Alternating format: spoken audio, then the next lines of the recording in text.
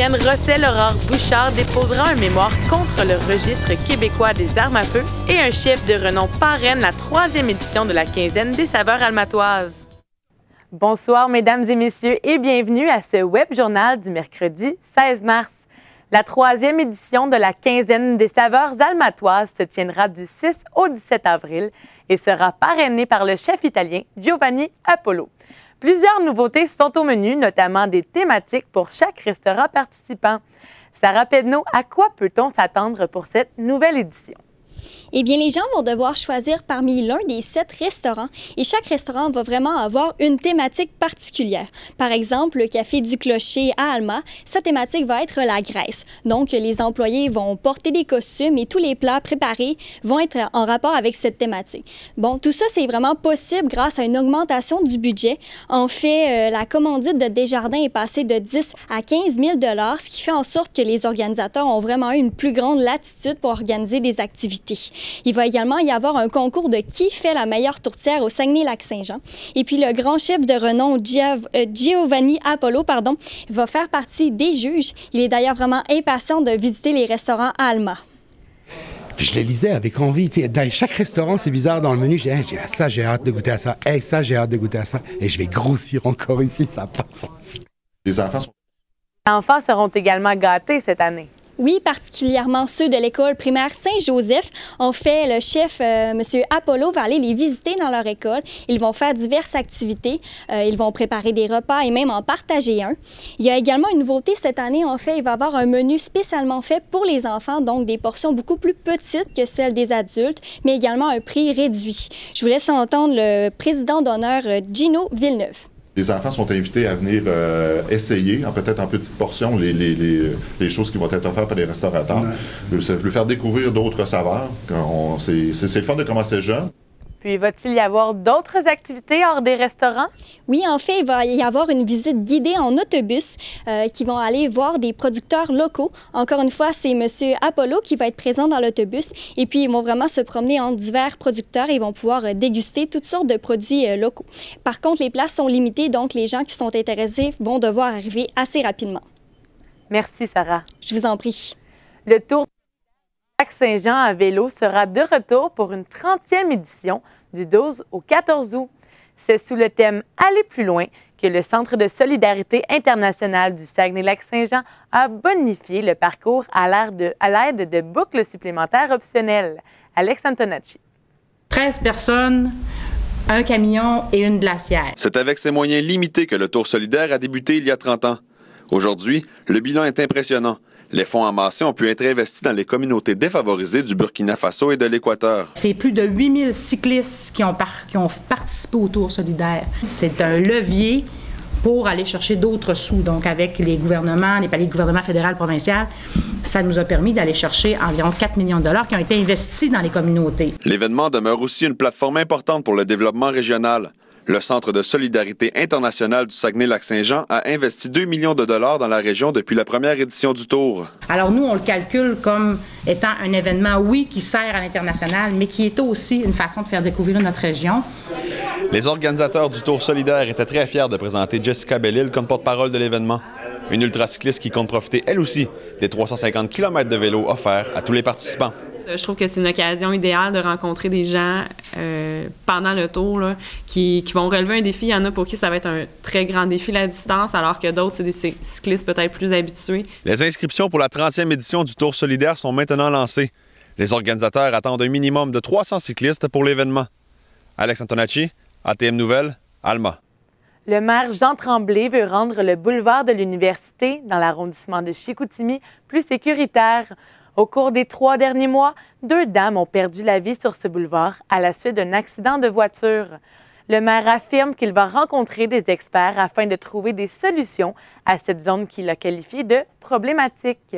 Une réduction de la limite de vitesse, l'installation de radars photo ou d'un terre-plein sont parmi les solutions envisagées. Le Centre de prélèvement permanent Plasma-Vie Globule d'Emma-Québec de Saguenay note une baisse importante de fréquentation. Pourtant, lors de son ouverture en juillet dernier, ce centre unique au Québec avait connu une popularité considérable. Le taux de prélèvement est actuellement de 285 par semaine, Une situation jugée inquiétante par le porte-parole d'Emma Québec, Laurent-Paul Ménard. Pour combler ce manque de relève, le Centre compte faire une campagne de promotion pour recruter de nouveaux donneurs de sang et de plasma dans la région. Dans le cadre de la campagne électorale menant à l'élection partielle du 11 avril, ma collègue Josiane Cloutier s'est entretenue avec la candidate de la coalition Avenir Québec, Hélène Girard. Bonjour, Madame Girard. Bonjour, Josiane. Vous êtes la seule candidate à avoir été nommée par votre parti. Oui. Qu'est-ce que vous en pensez? D'abord, j'ai été honorée que le chef me choisisse, que la chimie s'est faite. Les priorités de la CAQ sont les miennes depuis longtemps. Alors, c'est un défi que j'avais vraiment le goût de relever. Vraiment. J'étais très honorée d'être choisie. C'est le côté plus défi qui vous a poussé vers la politique provinciale? Le côté défi, oui, et de croire aux priorités de M. Legault et de l'équipe aussi, pour les gens de Chicoutimi.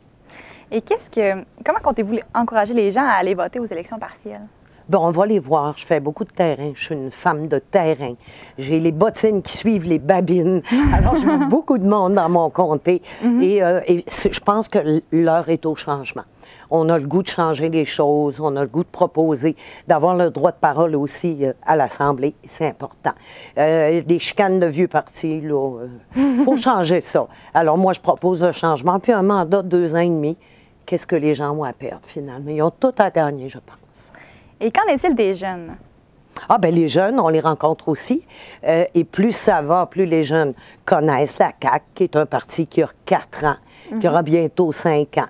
Alors, les gens écoutent beaucoup les priorités, les gens écoutent beaucoup les enjeux régionaux qu'on a à leur offrir.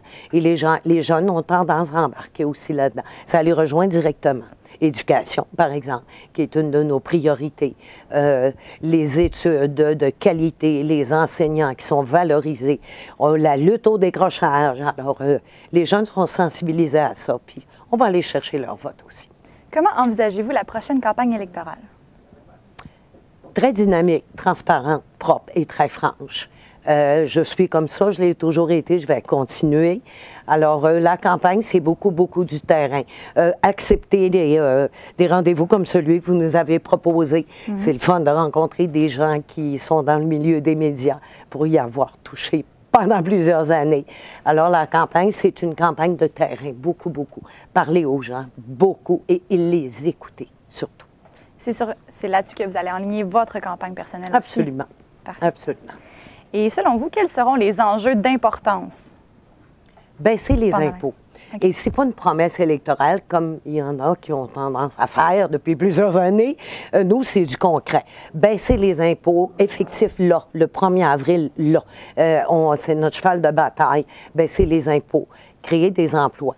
Parce que c'est un phénomène domino, Josiane. Si on baisse les impôts, les contribuables ont plus de sous. S'ils ont plus de sous, vont dépenser plus. C'est comme le phénomène de la société grade, finalement. Et s'ils dépensent plus, l'économie ne s'en porte que mieux. Il y a des emplois qui vont se créer, les entrepreneurs qui vont se sentir beaucoup mieux là-dedans. Les grands enjeux là, de la campagne, c'est surtout ça. Le Saguenay-Lac-Saint-Jean vit actuellement sa pire crise démographique des dernières années. Est-ce que cela sera un enjeu, vous pensez? Bien, écoutez, l'économie, c'est le point névralgique. Puis comme je vous expliquais, le fait qu'on baisse des impôts, qu'on crée des emplois, qu'on lutte contre le décrochage aussi, parce que c'est tout attaché ensemble. Si les gens font des études, si les gens réussissent, ça va créer des emplois de qualité, des employeurs de qualité, des employés de qualité. Il faut remonter l'économie. Et ça, c'est vraiment le mandat de la CAQ. Enrichir le Québec, enrichir les régions et enrichir mes gens de mon comté à Chicoutimi. Vous avez récemment mentionné que vous étiez contre la hausse du seuil d'immigration proposée par le gouvernement Couillard. Parlez-moi de cette position-là. Bien, écoutez, c'est pas qu'on est contre comme tel. En fait, l'idée, c'est que nous, ce qu'on veut, et ça fait déjà un bon moment qu'on en parle, Nathalie Roy, députée de Montarville, est avec moi d'ailleurs cette semaine pour en parler. Ce qui est important là-dedans, c'est que les immigrants puissent bien s'intégrer, donc des cours de français obligatoire et une intégration. Il faut relever le seuil, là, les seuils pour accepter ces immigrants. Il faut que le français devienne quelque chose de naturel pour eux, pour bien s'intégrer. C'est autant gagnant pour eux que pour nous et de connaître les valeurs québécoises. C'est très important aussi. Alors là, il faut faire attention là-dessus. Il faut vraiment augmenter les seuils d'intégration à ce moment-là. Le Saguenay-Lac-Saint-Jean est également une forteresse péquiste depuis près de 35 ans. Est-ce que cela vous inquiète? Écoutez, on n'est jamais vraiment sûr de rien. Ça me rassure de ne pas être sûr, je vais vous le dire. Parce qu'à partir du moment où les gens seront vraiment très sûrs, c'est là où peut-être qu'il peut y avoir des dangers. On est en campagne, on fait du terrain, on voit des gens. Oui, les gens sont péquistes dans le comté Chicoutimi depuis des années. Et moi, c'est vraiment ma pensée à moi. Il n'y a rien de scientifique, sauf que j'écoute les gens. C'était beaucoup les bédards que les gens appréciaient. Je ne dis pas que les gens n'appréciaient pas le parti, mais c'était beaucoup les bédards qui leur inspiraient confiance, qui étaient dans le milieu de la politique depuis longtemps. Alors, qui sait? Stéphane Bédard s'est fait montrer la porte d'une façon plutôt cavalière. Alors, on ne sait jamais ce qui peut arriver. Nous, on fait du terrain, on explique aux gens les forces de la CAQ. C'est surtout ça. C'est ça le cheval de bataille de ma campagne. Merci beaucoup, Mme Girard, de vous être présentée sur le plateau. Merci beaucoup, Josiane. L'historienne Rossel-Aurore Bouchard était de passage au Cercle de presse de Saguenay ce matin pour exprimer son désaccord avec le projet de loi 64 pour l'instauration d'un registre québécois d'armes à feu. Roxane Ocampo, Mme Bouchard déposera un mémoire à la commission parlementaire de la semaine prochaine? Oui, Marianne, Mme Bouchard s'oppose à l'immatriculation des armes et dénonce que la commission recevra surtout des groupes favorables au registre, soit 27 sur les 33 invités. Parmi ceux-ci figurent notamment des organisations féministes, comme Police se souvient, des centres de prévention du suicide et même des associations de policiers. Les représentants policiers avancent que leurs interventions seraient plus efficaces s'ils avaient accès à un tel registre, notamment dans des cas d'individus barricadés, oui, ou encore d'armes retrouvées sur les lieux d'un crime. Je vous laisserai maintenant écouter le plaidoyer de Mme Bouchard sur les groupes et clubs de tir, de chasse, etc. On l'écoute. Nous sommes pour un contrôle, nous sommes pour la sécurité, nous ne voulons pas voir n'importe quelles armes dans les mains des gens. Ce qu'on veut, c'est que l'État s'assoie avec nous puis qu'elle dise « Oui, on pense qu'on pourrait améliorer la situation ». Comment se fait-il qu'aucun groupement représentant les clubs de tir ont été invités par le ministre Coiteux? Puis Roxane, cette opposition au projet de loi 64 est-elle organisée? Ce matin, justement, l'élue indépendante d'Arthabasca, Sylvie Roy, a déposé une pétition à l'Assemblée nationale de plus de 58 500 signatures contre le projet de loi 64. Les chasseurs disent avoir l'impression d'être traités comme des criminels. Certains partagent également une crainte, justement, formulée par Mme Bouchard ce matin, selon laquelle, suite au registre, suivraient peut-être des taxes sur les armes ou même le bannissement de certains types d'armes. Bonne nouvelle pour ceux qui étaient préoccupés par le burinage. Le ministre Coiteux a annoncé qu'il n'en serait pas question. Effectivement, beaucoup de propriétaires d'armes craignaient que le burinage, soit la gravure du numéro d'immatriculation sur l'arme, en fasse perdre un peu de sa valeur. Cependant, il n'a jamais été l'intention du gouvernement de l'imposer. Le but du projet de loi 64 est essentiellement d'attribuer un numéro d'immatriculation unique à chaque arme non restreinte. La catégorie non restreinte regroupe la majorité des armes en circulation au Québec présentement et ça peut passer des carabines de chasse aux armes d'assaut, carrément. Merci, Roxane. Je vous en prie. Un accident s'est produit ce midi au coin des boulevards du Royaume et René-Lévesque à Jonquière. L'un des conducteurs aurait omis de s'arrêter à un feu rouge alors qu'il circulait sur le boulevard du Royaume. 2 personnes ont été blessées grièvement. La circulation a été ralentie dans le secteur. À l'approche du vote de confiance sur la chefferie du NPD qui aura lieu en avril, la députée néo-démocrate de Jonquière, Karine Trudel, conserve son appui envers Thomas Mulcair. Les membres de l'aile gauche du parti reprochent à leur chef d'avoir laissé de côté les valeurs progressistes de la formation politique. Karine Trudel garde confiance envers Thomas Mulcair et son programme. La politicienne déplore que cette course à la chefferie détourne l'attention médiatique de sujets prioritaires comme le dossier du bois d'œuvre. À la suite de la décision de la Ville de Saguenay d'arrêter le déneigement la semaine dernière, les citoyens se sont plaints de crevasses dans la neige causées par le temps changeant. La ville a déneigé les rues, mais certaines ont été négligées, voire oubliées. Laurence Laprise s'est rendue sur place pour rencontrer les résidents mécontents.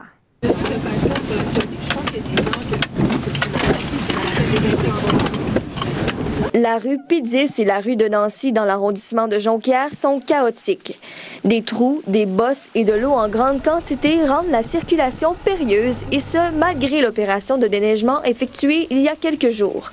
C'est étonnant. Il me semble qu'un coup de gratte, ça réglerait peut-être. Ils l'ont fait, mais ils l'ont pas assez bien fait. C'est dommage. Et Seigneur, c'est magané. Ouais, très, très mauvais. Sans laisser la route de même, c'est qu'ils pourraient tasser la neige au moins. C'est rire du citoyen, là. Dire arrangez-vous avec ça. C'est vrai que c'est loin d'être le citoyen d'abord. Les citoyens sont mécontents et malgré leur vigilance, ils craignent de briser leur véhicule.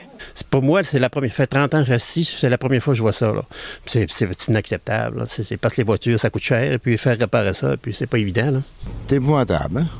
Épouvantable. On ralentit, puis des bris d'auto, hein? Puis c'est terrible, terrible. Et mon auto est vraiment calé dans le trou.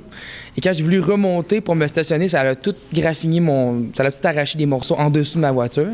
Puis il a fallu que j'aille la porter au garage ce matin. Malgré le beau temps, les résidents hésitent à sortir prendre l'air puisque les trous d'eau, la glace et les bosses rendent les rues impraticables pour les piétons. C'est très difficile, mais en tout temps pendant l'hiver. Ils sont entretenus c'est la dernière chose auquel on pense. Là. Tu vois faire les gens, c'est dans l'eau, hein, rien que de l'eau puis de la slush. Il y a beaucoup de blessures. Hein? Mais l'hiver, ça prend absolument des crampons dans les pieds, en dessous des souliers, puis il faut être prudent. Là. Tous ont hâte que le beau temps répare ce que les services publics n'ont pu faire. Ici Laurence Laprise, ATM Nouvelles, Saguenay. Toutes les possibilités seront évaluées pour Saint-Jean-Vianney. C'est ce que la conseillère municipale Julie Dufour a annoncé hier lors de la séance du conseil d'arrondissement de Jonquière. En plus des nombreux projets qui ont été retenus lors de la consultation publique du printemps 2015, c'est surtout un groupe de citoyens qui cause problème. Gabriel Bouchard, des naturistes viennent compliquer les choses à Saint-Jean-Vianney. Effectivement, Marianne, c'est un groupe de citoyens qui pratiquent le naturisme sur le territoire de Saint-Jean-Vianney qui cause beaucoup de tracas à Julie Dufour. Et Julie Dufour a expliqué qu'elle ne voulait pas nécessairement évincer ces groupes de citoyens-là, mais plutôt les contrôler et contrôler leurs activités afin de maximiser le territoire de Saint-Jean-Vianney. On sait que le maire de Saguenay a catégorisé, a considéré ces pratiques comme étant de la grossière indécence et légalement, cela se ne fait pas, selon le maire Jean Tremblay. Julie Dufour est tout à fait d'accord avec ces affirmations-là. Cependant, elle dit vouloir maximiser le territoire de Saint-Jean-Vianney et elle veut vraiment s'adapter avec les groupes et les contrôler nécessairement. On l'écoute d'ailleurs à ce sujet. Si on commence à développer le territoire puis qu'on s'entend que les gens tombent sur quelqu'un de très peu habillé, c'est pas agréable pour personne. Il n'est aucunement question d'autoriser, d'accepter ou de tolérer des gestes qui sont illégaux. C'est illégaux. Ça ne se fait pas. Il y a de l'intervention qui va se faire. Des travaux seront entamés au cours des prochaines semaines. En effet, Marianne, il y a des travaux qui vont être entamés au cours des prochaines semaines dans le fameux trou de boue qu'on a du côté de Saint-Jean-Vianney. On sait que présentement, le trou est présentement là, mais il n'est pas régi par une entreprise ou bien il n'est pas régi nécessairement par la ville. Il va y avoir des travaux justement pour que les gens qui veulent aller du côté de Saint-Jean-Vianney pour pratiquer des sports récréatifs en véhicule récréatif vont pouvoir y aller. Il va y avoir un promoteur privé qui va être là pour justement avoir les obligations légales ainsi que tout ce qui est assurance, premiers soins, afin de bien gérer la situation. On veut aussi, du côté de Julie Dufour, que tout se règle dans les règles de l'art. C'est pour ça que les travaux vont être commencés au cours des prochaines semaines et il y a quelques détails qui restent à peaufiner. Je vous invite à réécouter Julie Dufour à ce sujet. Les promoteurs là, sont en attente de l'autorisation de la CPTAQ parce que bon, c'était zoné au départ agricole, fait qu'on fait une zone beaucoup plus récréative. Et on est en attente de cette réponse-là de la CPTAQ et après ça, là, les promoteurs privés vont pouvoir déjà commencer à faire des travaux. La conseillère a aussi spécifié qu'il y a d'autres projets, autant agricoles que archéologiques, qui pourraient voir le jour du côté de Saint-Jean-Vianney, mais pour l'instant, rien de confirmé. On devrait avoir plus de nouvelles au cours des prochaines semaines. Merci, Gabriel. Je vous en prie. Dans le cadre de la 28e édition de la Semaine québécoise de la déficience intellectuelle, plusieurs activités sont organisées dans la région.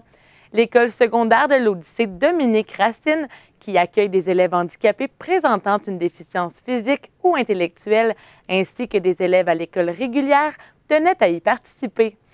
Rencontre avec ceux qui font en sorte que tous les élèves, sans exception, peuvent se côtoyer et prendre leur place dans la société. Anne-André Dano. Une journée normale à l'école secondaire de l'Odyssée Dominique Racine alors que les élèves profitent de leur heure de dîner. Tous, élèves à l'école régulière et élèves avec une différence, se croisent dans les corridors, et ce, à l'année. Cette semaine québécoise de la déficience intellectuelle a pour but de faire connaître, entre autres, les 58 élèves inscrits au centre ressources à travers des activités et des conférences organisées.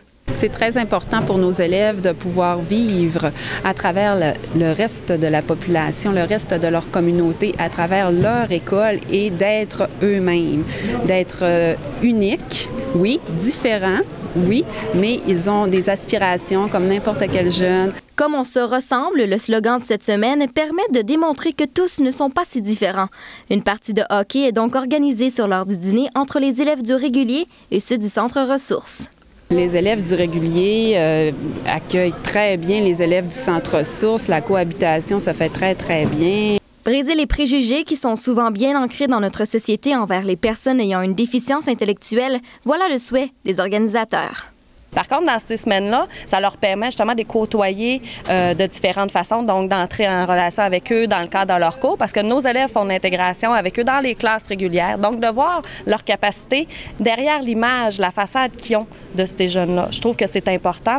C'est un cœur à cœur avec des personnes qui ont peut-être été blessées par la vie en venant au monde, mais qui ont d'autres choses, comme le disait Cynthia, qui nous amènent ailleurs, qui nous font découvrir peut-être l'essentiel dans la vie. Les professeurs les encouragent donc à s'impliquer. C'est le cas de Sarah Gagné, filicentre au Centre Ressources, qui donne des conférences toute la semaine. On peut faire tout ce qu'on veut, même si on a des différences puis on a des handicaps. On peut faire quand même des choses que les personnes qui n'ont pas de handicap peuvent faire. C'est encore très important que cette semaine-là se fasse. C'est pas toujours facile de se faire accepter puis de s'impliquer. Parce qu'un effort collectif est nécessaire afin d'intégrer ces élèves, peu importe leurs différences, car parfois les préjugés sont même de plus gros obstacles que la déficience elle-même. Ici, Anne-André Dano, ATM Nouvelles, Saguenay. Le parc canin situé sur la rue Chabot à Chicoutimi-Nord fermera en raison de nombreux cas de chiens atteints du virus de la toux du chenil. C'est ce qu'a annoncé le conseiller municipal du secteur, Marc Peterson. Il ajoute que le parc pourrait être fermé de 3 semaines à 1 mois et demi afin de laisser la neige fondre. On procédera ensuite à la décontamination. La Ville n'a pris que peu de temps avant d'agir après que de nombreux utilisateurs aient laissé savoir sur la page Facebook Parc à chiens Chicoutimi-Nord que leur animal avait été contaminé. C'est ce soir à 21h que l'identité de l'humoriste Mystère qui sera présent au Théâtre Banque Nationale les 12 avril et du 5 au 7 mai 2007 sera dévoilée. Quelques minutes après l'annonce d'une première date de spectacle à Chicoutimi, lundi, tous les billets disponibles s'étaient envolés. Au total, 30 dates figurent à l'horaire au Québec et presque tous les spectacles affichent complet. Jusqu'à dimanche, les étudiants du Cégep de Jonquière sont conviés à participer à une foule d'activités dans le cadre de la Franco-Fête. L'événement a pour but de célébrer la langue française à travers le monde. Pour nous en parler, ma collègue Coralie Boisvert-Doyon a reçu la co-responsable du Centre d'aide en français, le Participe, Marie-Josée Drolet. On l'écoute. Bonjour, Madame Drolet. Bonjour. Merci d'avoir accepté notre invitation sur le plateau. Ça me fait plaisir. Donc, tout d'abord, pourriez-vous nous expliquer c'est quoi la Franco-Fête? Oui. Alors, c'est que tout le mois de mars est un mois où on fête la francophonie partout dans le monde. Donc, à travers toutes les activités qui se déroulent, il y en a qui se passent dans plusieurs pays, dans plusieurs régions. Et nous, au Cégep de Jonquière, depuis quelques années, on sélectionne une semaine où on va faire plusieurs activités justement pour permettre de valoriser la langue, de montrer que notre langue, d'abord, on l'adore, c'est certain, et pour amener les gens à s'y intéresser d'une façon ludique, d'une façon, comment dire, un peu différente, surtout quand on pense aux élèves qui ont des cours de français assez rigides. Donc, nous, on fait toutes sortes d'activités, vraiment qui sont reliées à la langue d'une façon ou d'une autre. Vous parlez d'activités. Est-ce que vous avez des exemples qui sont organisés dans la région au cours de la semaine?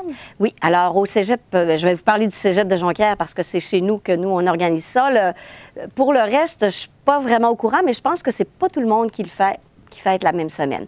Alors, nous, lundi et mardi, nous avons eu ce qu'on appelle des bingos musicaux. Donc, sur la chanson francophone. Alors, c'est vraiment sur le modèle d'un vrai bingo. Mais au lieu d'être des numéros, ce sont des chansons avec des chanteurs. Et on doit donc deviner le chanteur, la chanson. Et puis, il y a des gagnantes, naturellement. Donc, c'est uniquement avec des chanteurs et sur des chansons francophones, mais à travers le monde. Pas seulement québécoises, pas seulement françaises. Puis, quel rôle vous jouez au cours de ces activités-là, finalement? Bien, en fait, moi, je fais partie d'un comité qui est un sous-comité de valorisation de la langue, qu'on appelle, nous-mêmes, en petit groupe, le COVALA. Donc, toute l'année, on organise des activités, des concours pour valoriser la langue. Alors, pardon, je suis co-responsable avec Louis Larouche et cette année, Sonia Savard, 2 enseignants du département de français. Nous sommes donc tous les 3 attitrés à l'organisation de toutes les activités là, qui ont eu lieu pendant l'année, notamment cette grosse semaine-là où il y a plusieurs activités là, qui se déroulent d'une journée à l'autre. Aujourd'hui, on vient justement de faire le dévoilement d'un jeu de Scrabble géant qui est situé en face du Centre d'aide en français, en face du Participe, et pour lequel tout le monde peut s'amuser, jouer, et bien sûr qu'à un moment donné, nous, on va prendre le nom des participants et on va faire des tirages encore pour encourager les gens là, à s'amuser avec la langue et aussi à se préoccuper de notre langue. Là, vous parlez beaucoup de prix. Oui. Justement, les participants encourent la chance de gagner beaucoup de prix. Est-ce que c'est une façon d'inciter les gens vraiment à s'intéresser au français puis à mettre de l'énergie dans ça? Bien, pour moi, c'est la petite récompense, tout simplement, pour avoir, oui, participé, mais on se rend compte que les gens ne le font vraiment pas pour gagner parce que nos concours sont organisés en majeure partie pour les membres du personnel et les élèves. Donc, c'est vraiment pour créer une émulation dans notre cégep et ça fonctionne très bien. Bon, oui, on a des prix, mais je pense qu'on en aurait des moins gros ou qu'on n'en aurait pas, puis que les gens participeraient quand même, parce que là, ça fait plusieurs années là, qu'on le fait. Et je pense qu'on a vraiment attiré l'attention puis l'intérêt des membres du personnel et de plusieurs élèves aussi du collège. Selon vous, pourquoi c'est aussi important de promouvoir la langue française? Bien, c'est important parce que c'est notre langue, qu'on l'aime beaucoup. C'est important aussi parce qu'on sait qu'au Québec, on est toujours, et depuis les débuts de la colonisation, on est toujours en danger. On est toujours en danger d'extinction.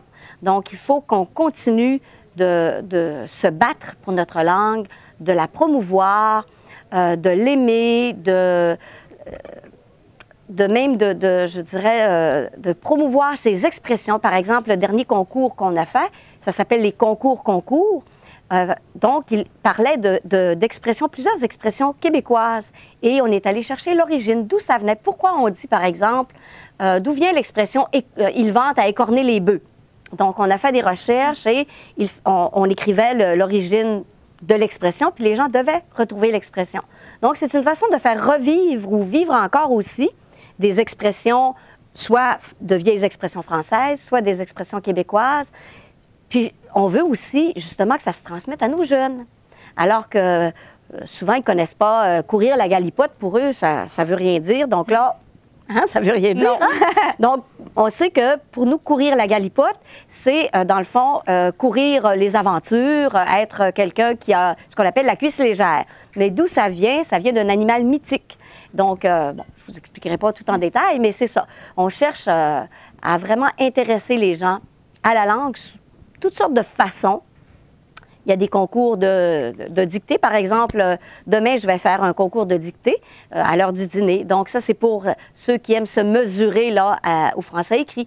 Alors, il y a toutes sortes de façons là, de promouvoir, oui, c'est ça, notre belle langue qu'on adore. Bien, merci beaucoup, Mme Drolet. Donc, on va s'intéresser à la langue française tout au long de la semaine, pour la semaine de la francophonie. Et je vous invite à participer au dernier atelier qui sera vendredi matin avec un de nos professeurs, Esteban Gonzalez, qui est aussi, c'est un professeur de biologie, mais c'est un auteur et il écrit des nouvelles dans notre langue, en français. Merci beaucoup. Ça m'a fait plaisir. À la météo maintenant avec Jasmin Leroux. Après quelques journées plus douces, les températures reviendront sous la barre du zéro dans les prochaines heures. Tout à fait, Marianne. Le ciel qui sera partiellement ennuagé pour la soirée de mercredi au Saguenay avant de complètement s'ennuager pour la nuit avec un thermomètre qui sera à -5 pour la soirée et qui baissera de quelques degrés pour la nuit. Demain, une première accumulation de neige sur le territoire de Saguenay. Ça fait quelques jours qu'on n'en avait pas eu. Ça avait beaucoup fondu même. Demain, on aura un retour de 5 cm sur la ville de Saguenay avec une température stable à -5 qui baissera à -12 pour la nuit. Ce sera donc le retour des temps froids lors de la nuit de jeudi à vendredi. Pour la journée de vendredi, une belle journée dégagée. Donc, si certains veulent aller faire quelques activités extérieures, ce sera le bon moment. Dégagé avec un soleil qui sera percutant et une température de -4 qui baissera à -17 toutefois pour la nuit. Donc, attention pour la nuit de vendredi à samedi. Au Lac-Saint-Jean maintenant, à l'image du Saguenay, en soirée de mercredi, des nuages et une température de -6. Pour la journée de jeudi, de la neige également est au programme avec une quantité similaire de 5 à 6 cm sur le territoire du Lac-Saint-Jean et un thermomètre à -5.